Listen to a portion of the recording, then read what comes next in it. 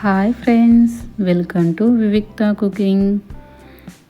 ఇంట్లో ఏమీ కూరగాయలు లేనప్పుడు ఒక్క ఉల్లిపాయ, ఒక్క క్యాప్సికంతో సింపుల్గా చపాతీలోకి పెరుగు సిమ్లా మిర్చి కర్రీని ఎలా ప్రిపేర్ చేసుకోవాలో చూసేసేయండి.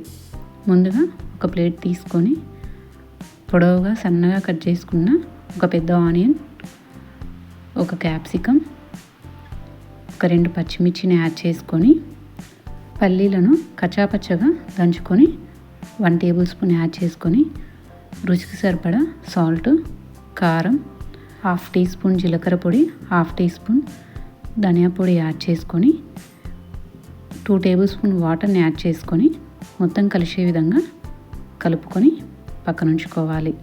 ఇప్పుడు స్టవ్ పై కడాయి పెట్టి 1 టేబుల్ స్పూన్ ఆయిల్ని యాడ్ చేసుకొని 1/2 టీ స్పూన్ జీలకర్రని యాడ్ చేసుకొని 2 లేదా 3 వెల్లుల్లిని సన్నగా కట్ చేసుకొని యాడ్ చేసుకొని ముందుగా కలిపి పెట్టుకున్న మిశ్రమాన్ని యాడ్ చేసుకొని మొత్తం కలిసే విధంగా కలుపుకొని 1/2 టీ స్పూన్ కన్నా కాస్త తక్కువగా పసుపుని యాడ్ చేసుకొని మరొకసారి మొత్తం కలిసే విధంగా కలుపుకొని స్టవ్ని లో ఫ్లేమ్లో ఉంచుకొని 2 మినిట్స్ ఫ్రై చేసుకోవాలి.